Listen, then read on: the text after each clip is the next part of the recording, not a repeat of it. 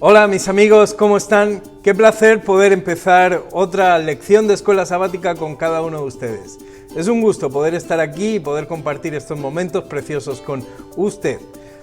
Quisiera en este momento anunciarles la escuela sabática. Su título hoy es El poder del testimonio personal y es la escuela sabática número 2 dirigida para el 11 de julio del 2020. Estamos estudiando cómo hacer amigos para Dios y saben, me siento feliz de poder estar aquí compartiendo precisamente este tema. Vamos a pedir la intervención de Dios para que Él obre en esta temática y para que podamos encontrar sus palabras en esto que estamos compartiendo y diciendo. Vamos a orar, si le parece. Señor que estás en los cielos, una vez más venimos a ti para pedirte sabiduría, para que tú nos enseñes y para que tú, Señor, llenes nuestras mentes de tu conocimiento. Te quiero pedir una bendición especial por mi amigo, mi amiga que me está escuchando ahora, que tú estés con él, con ella, con su familia. En el bendito nombre de Jesús. Amén.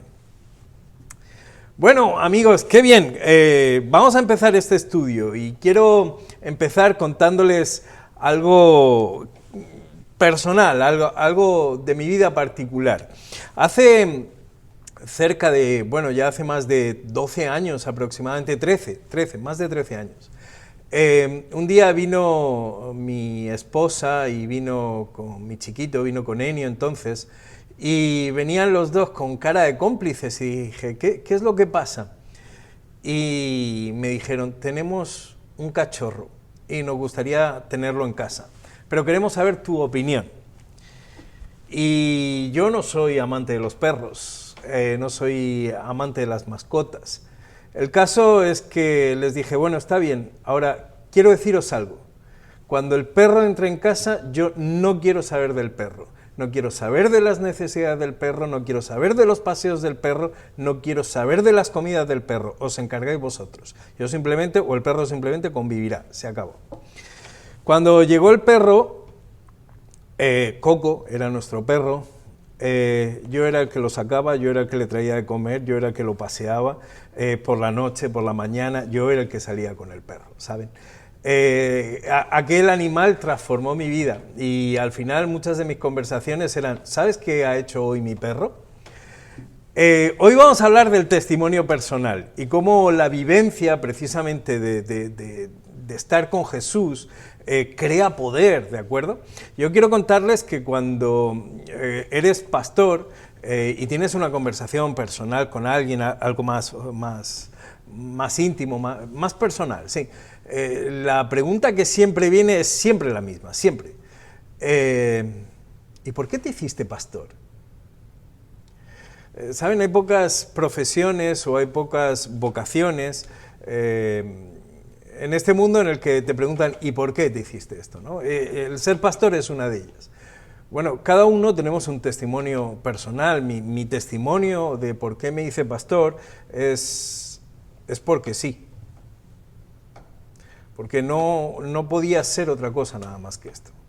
Es verdad que en mi vida a veces he tenido que aceptar otros trabajos para estudiar, trabajos para mantenerme.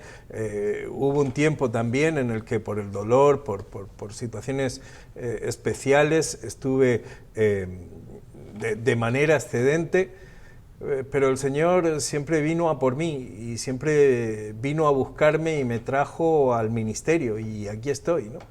Entonces, si quieres que te dé una razón, la razón es porque sí. Esta es la razón, ¿de acuerdo? Si buscara algunas razones en las que es que me beneficia esto, es que saco provecho aquí, o es que me dolió allá, o es que sería justificar o razonar algo que estaría basado en los intereses, y yo no tengo ningún interés, estoy aquí porque sí, porque Dios me llamó y porque le quiero, ¿de acuerdo? Y porque sobre todo Él me quiere, y a partir de aquí, esta es mi historia, ¿no? Y evidentemente pues podemos contar muchas más cosas, pero yo, tal como hice la semana pasada, quiero hacerte algunas preguntas que nos ayuden a reflexionar sobre esta lección de escuela sabática. La primera pregunta que quiero hacerte es ¿cuál es tu historia con Jesús? Porque cada uno de nosotros tenemos una historia, o sería lo aconsejable, por eso estamos aquí, ¿no? Porque tenemos una historia con Jesús. Cuán pequeñita, cuán grande, cuán larga, cuán corta, eso depende y de eso es de lo que vamos a estar hablando hoy, ¿no? Quiero decirte algo, mira, desde mi punto de vista personal y creo que desde el punto de vista de lo que es el Evangelio en sí, el Evangelio está para transformar el corazón de las personas. Jesús dio la buena nueva y esa buena nueva, dice el apóstol Pablo, que tiene poder, ¿no? Y en Romanos capítulo 1, 16 y 17. Bueno, pues ese poder es el poder que transforma a las personas, es el poder que restaura a las personas, como diría la señora White, a la imagen de Dios, a la imagen perdida de Dios, ¿no? Eso es el Evangelio y eso es en esencia lo que hace en nuestras vidas. ¿Sabes? El Evangelio de Marcos, la lección va en este camino, habla de un hombre al que Jesús restauró. Y es interesante porque quiero que veas algo, ¿no? Este hombre se encontraba en la región de Decápolis, donde Jesús predicaba a un lado del mar de Galilea, y la región de Decápolis estaba en el otro, y parece que una mañana bien temprano Jesús llega hasta a ese lugar, y cuando llega había allí un hombre en esta región que se dedicaba, bueno, que estaba endemoniado y tanto es así que lo tenían atado con cadenas, pero él desmenuzaba las cadenas y andaba asustando a la gente, andaba gritando, andaba, bueno, pues con la vida destrozada, nos cuenta ese capítulo 5, ¿no? Tanto es así que cuando vio llegar a Jesús se echó a correr para él. Y me imagino que no con buenas intenciones, lo que pasa es que cuando llegó hasta donde estaba Jesús, se hincó de rodillas delante de él, ¿no? Y cuenta el texto, tengo aquí mi Biblia, que aquel hombre llegó a Jesús clamando y ahí mientras estaba de rodillas le dijo: ¿qué tienes conmigo, Jesús, Hijo del Dios Altísimo? Te conjuro por Dios que no me atormentes, porque Jesús le estaba diciendo: sal de él, sal de este hombre. Y aquel hombre, y aquellos demonios que poseían a ese hombre, evidentemente no querían dejarlo. Y sabes, Jesús le preguntó: ¿cómo te llamas? Y en vez de responder el hombre, respondió el demonio. Y respondió: me llamo Legión porque somos muchos. Es decir, tú ten cuidado con lo que haces porque somos muchos y aquí estamos. Pero sabes, el demonio no puede estar delante de la presencia de Jesús, y Jesús mandó salir a los demonios y salieron los demonios. Lo que pasa es que aquí hay algo interesante en esta historia. Lo interesante, bueno, hay muchas cosas notables, ¿no? Pero lo notable, como digo, es que los demonios pidieron a Jesús que les dejara ir a un hato de cerdos. Habían como unos 2000 cerdos en esa región que evidentemente no era judía, era de tendencia helénica, griega, y entonces Jesús les permite a esos demonios que se vayan a los cerdos. Y esta historia, como te digo, no deja de ser notable, ¿no? ¿Qué es lo que sucedió? Que dice el versículo 12, que le rogaron y envíanos a los cerdos, y Jesús se lo permitió, versículo 13, y saliendo aquellos espíritus inmundos, entraron en los cerdos, los cuales eran como 2000, y el hato se precipitó en el mar por un despeñadero, y en el mar se ahogaron. Bueno, ¿sabes lo que me sorprende aquí? Aquí me sorprende, bueno, evidentemente imagínate el susto de todos los que estaban cuidando los cerdos. En cuanto vieron lo que sucedía, 2000 cerdos moviéndose, corriendo de un sitio a otro y tirándose por un despeñadero para matarse, nos hace pensar muchas cosas. Nos hace pensar, en un primer lugar, que cuando Jesús sacó esa legión de demonios, no sé, una legión, desde el punto de vista romano estamos hablando de casi 6000 soldados, ¿de acuerdo? Así que estamos hablando, aquel dijo: me llamo Legión, somos 6000 demonios dentro de este hombre, así que a ver cómo nos sacas. Uno empieza a pensar en los años que tiene la tierra y dices: tiene demonios por un año aquel hombre, ¿no? Y lo interesante es que, como digo, se precipitan al mar todos los cerdos, y a mí esto me hace pensar varias cosas. Una, los cerdos no quieren tener demonios, así que son capaces de sacrificarse a los cerdos y de tirarse al agua. Pero me sorprende un poco lo que dice el texto un poco antes. Dice que los demonios, lo está diciendo el el texto en el versículo 10, y le rogaba mucho que no los enviase fuera de aquella región. Es decir, los 2000 demonios debían tener un plan sobre aquella región, 2000 demonios sobre aquella región. ¿Ves la historia? Y ahora querían ir a los cerdos. Jesús desbarata todo el plan y los cerdos se tiran al mar porque no quieren demonios dentro de su vida. Prefieren morirse a tener demonios dentro. Se sacrifican los cerdos por los gadarenos, por todos los de Gadara. Qué interesante esto, ¿no? Creo que teológicamente nos puede enseñar muchas cosas, pero a lo que vamos es que finalmente toda aquella gente que cuidaba a los cerdos vinieron corriendo a ver qué era lo que había sucedido. Y cuando llegaron allí se encontraron, dice el texto, y vienen a Jesús, versículo 15, y ven al que había sido atormentado del demonio y que había tenido la legión sentado, vestido y en su juicio cabal, y tuvieron miedo. Y les contaron, ¿quiénes les contaron? Me imagino que los discípulos o los que estaban allí, lo que habían visto, cómo le había acontecido al que había tenido el demonio y lo de los cerdos. Y sabes, empezaron a rogarle a Jesús que se marchara a aquellos contornos. Y Jesús decidió marcharse. Pero el que había sido curado, ahí quería estar con Jesús. Y le rogó a Jesús, le rogó insistentemente que le dejara ir con ellos. Pero Jesús no se lo permitió, le dijo, no, vete a tu familia, vete a los tuyos y cuenta cuán grandes cosas Dios ha hecho contigo. Mira, este es el primer misionero del Evangelio al que Jesús manda, y es interesante porque Jesús no había tenido con él ningún tipo no había visto los milagros de Jesús, no había escuchado los sermones de Jesús, sino que simplemente lo que él había hecho en su vida que fuera y que lo contara.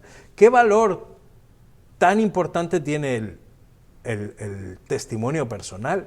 Pero, ¿sabes? Lo que me sorprende es que Jesús tiene un plan misionero para la Decápolis, y ese plan misionero no lo van a llevar adelante los discípulos, no lo va a llevar ningún equipo ministerial, ningún equipo pastoral que va a ir allá y va a ir a predicarle a los de la Decápolis. La Decápolis, por cierto, se llama así porque en esa región habían 10 ciudades importantes. Una de ellas es Gerasa, y quisiera que vieras algunas de estas fotos, porque aquí habían templos dedicados a Artemisa y a otros dioses griegos. Mira, es una ciudad grande para la época, es una ciudad con mucha riqueza cultural, es una ciudad también con, bueno, ya te digo que con mucha idolatría, pero también con una economía fuerte. ¿Quién iba a ir a predicar allá? Bueno, pues Jesús, ¿qué es lo que hace? Jesús fue y agarra al coco, quiero decir, al malo, al diablo de aquella, o al demonio de aquella zona, al que ha creado todas las leyendas del pueblo. Todo el mundo habla de aquel endemoniado, ¿no? Y del que todo el mundo cuenta historias terribles, yo lo he visto, tú no lo has visto, esto, lo otro, y Jesús lo convierte en un misionero.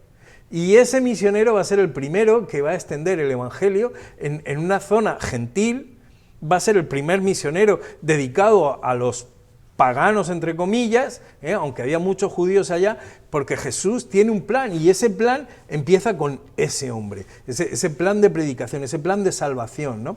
Qué interesante, porque esto me hace pensar en la siguiente pregunta que te voy a hacer. ¿Por qué Jesús escoge tan malos misioneros? Da la impresión de que Jesús escoge muy mal. Lo primero que escoge es a un hombre al que ninguno quisiéramos tener dentro de la iglesia. ¿Cómo? ¿Un hombre que ha estado endemoniado ahora lo va a tener dentro de la iglesia predicando el Evangelio? Bueno, pues Jesús sí escoge a ese hombre, y Jesús nos da una lección muy importante, pero es que ahora nuestro tema también nos lleva a ver a otro personaje importantísimo dentro del mundo del Evangelio, que se llama María Magdalena. Si venimos a Marcos, al capítulo 16, y nos vamos ahí a los versículos de 9 en adelante, dice: habiendo pues resucitado Jesús ya ha resucitado, ya ha terminado su ministerio, ¿no? Dice, por la mañana, el primer día de la semana, apareció primeramente a María Magdalena, de quien había echado 7 demonios. Mira, cómo de nuevo una mujer, o sea, de nuevo una persona que ha estado endemoniada.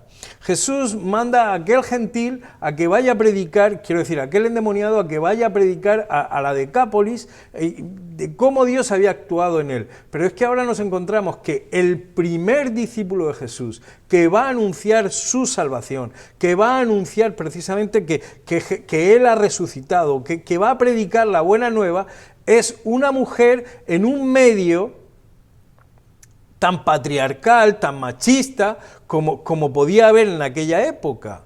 Entonces, mira cómo Jesús viene a escoger a alguien que, por un lado, como digo, 7 demonios había expulsado de ella, pero es que pues, también conocemos la historia por otro lado, ¿no? Y la historia es que era una mujer de vida fácil. Bueno, pues a esta escoge Jesús para que anuncie al mundo, para que sea la primera en el mundo que anuncie la buena nueva.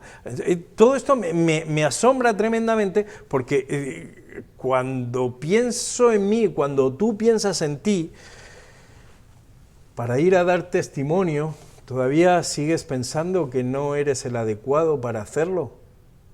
¿Todavía sigues pensando que tú no vales para ir a hablar sobre Jesús?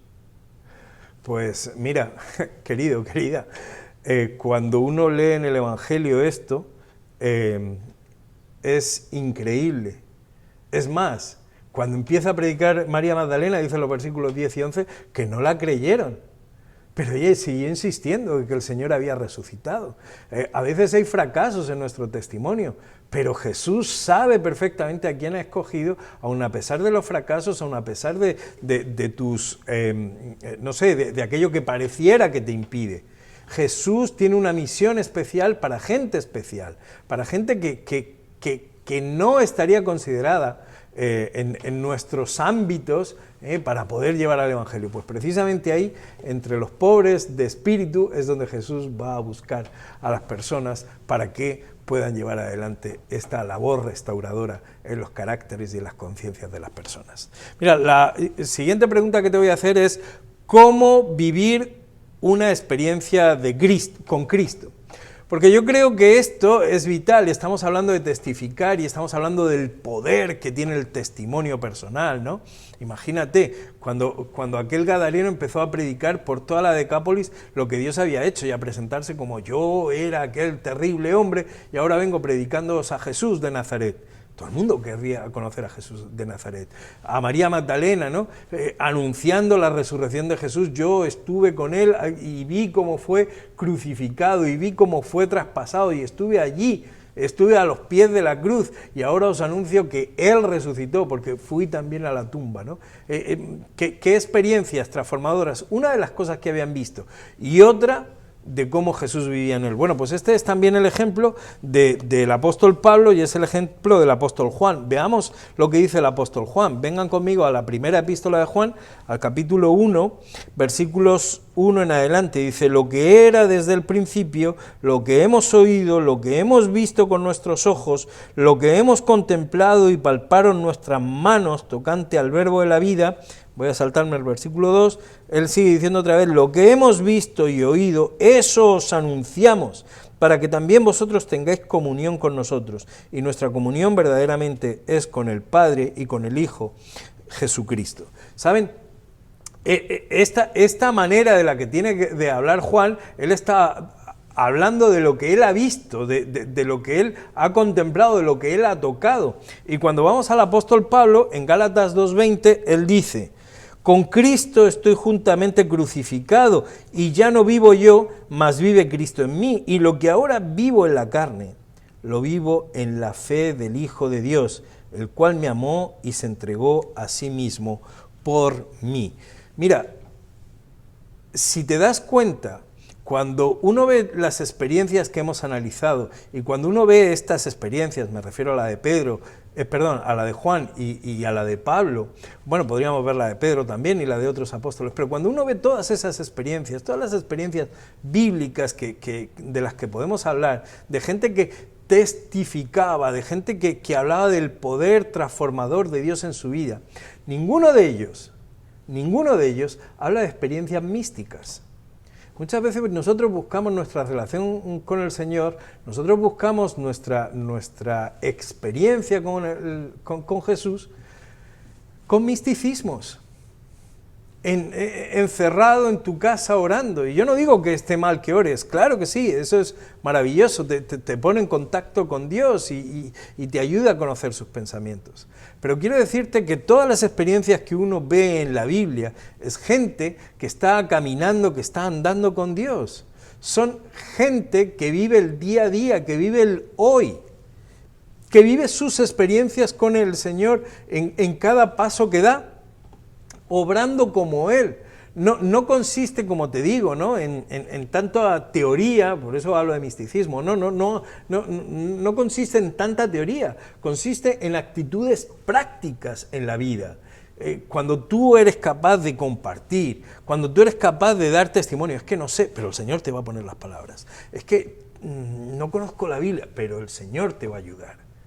Si eres capaz de compartir esa esperanza, si eres capaz de compartir tus recursos, ¿me oyes? Tus recursos, haciendo buenas obras a los demás, vas a ver ahí, vas a ver cómo Dios actúa en tu vida, vas a ver experiencias maravillosas.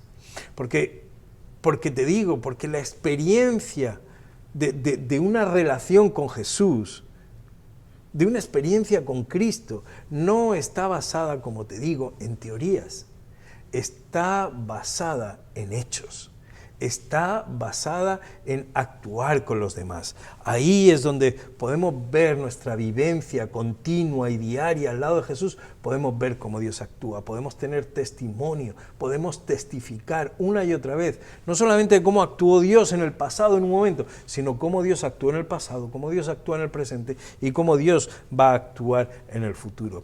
Y cuando testifiques, déjame que te diga algo, no trates de convencer a nadie de aquello en lo que tú crees. Al contrario, trata de ser feliz con lo que estás haciendo.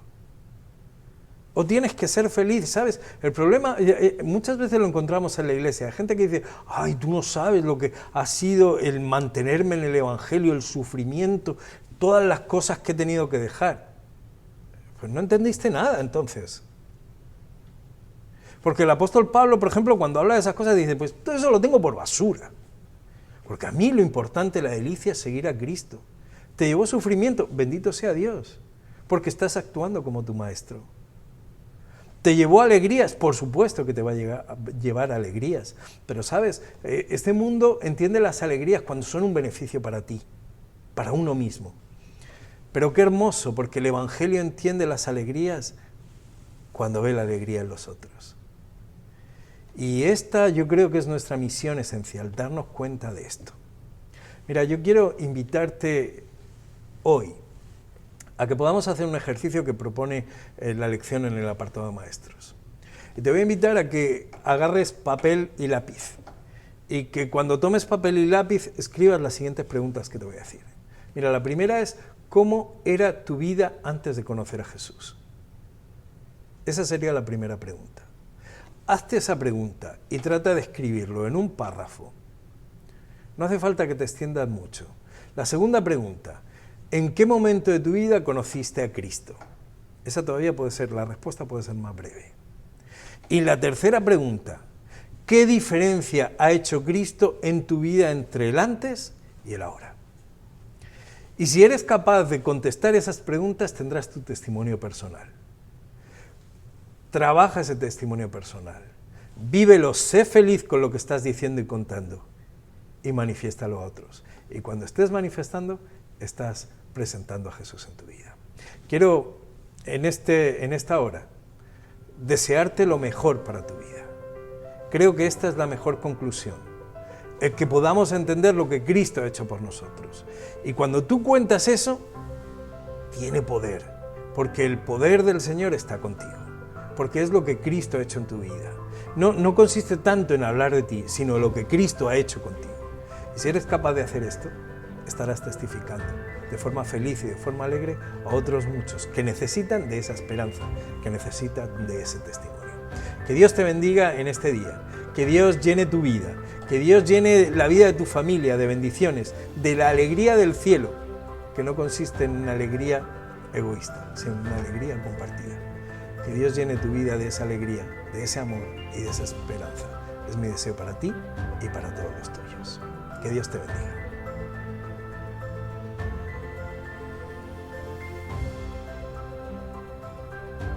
Si te gustó este tema, por favor suscríbete a nuestro canal y dale al like. Será importante para nosotros el ver que has podido asociarte, el poder ver que has podido estar junto con nosotros. Dios te bendiga.